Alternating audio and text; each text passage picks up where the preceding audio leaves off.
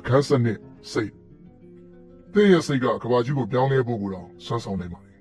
သူတို့ရဲ့စိတ်ဆွားကိုအသုံးပြုပြီးတော့ကဘာကြီးကိုတည်တာစွာပြောင်းလဲပေးခဲ့တဲ့လူတွေကိုသင်မြင်တွေ့ဘူးမှာပါစာရေးဆရာဟဲလ်ရဲ့ယုံကြည်မှုကတော့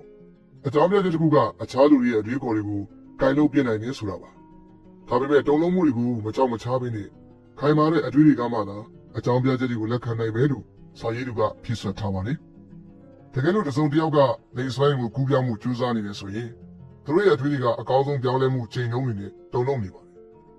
သင်အုံနောက်ရဲ့ထုံးလွှင့်နိုင်စွမ်းကိုအကောင်းပြအောင်မောင်းနေနိုင်မှုအတွက်သင်ရဲ့အလိုလျောက်အကြံပေးနိုင်ခြင်းအမှုပညာနဲ့ဒီတွင်စိတ်ကူးနိုင်စွမ်းကိုသုံးပြုပြီးတော့သင်ရဲ့မသိစိတ်ကိုရည်မှန်းချက်တွေစီကိုမောင်းနေနိုင်အောင်ထိန်းချောင်းပေးပါ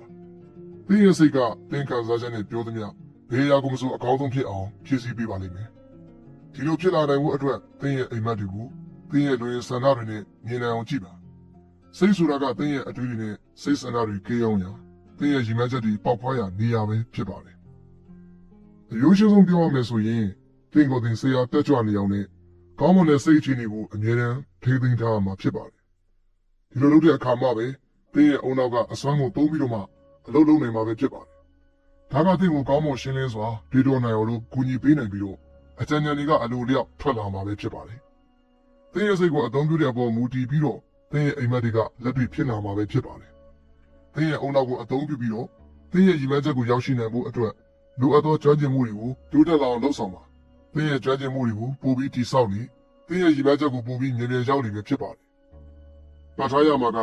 သင်ရဲ့စိတ်ကိုအခုကစပြီးတော့မှန်မှန်ကန်ကန်သုံးချပြီးအစိုးမြင်တဲ့အတွေ့အကြုံအားလုံးကိုအဝေးကိုလှည့်ပစ်ပါ။ပြီးတဲ့နောက်မှာတော့အရာအားလုံးရဲ့အဝေးမှာအကောင်းဆုံးပြန်လည်စတင်ရမှာဖြစ်ပါတယ်။အခန်း73စတ္တမအာယုတွေးရင်းနဲ့ချမ်းသာလာမယ်။စတ္တမအာယုဆိုတာကိုအတ္တိမနေရာမလို့ခေါ်ပါတယ်။ဒါကထူးခြားပြီးတော့တဘာဝတော်တဲ့သဘောတရားရှိတဲ့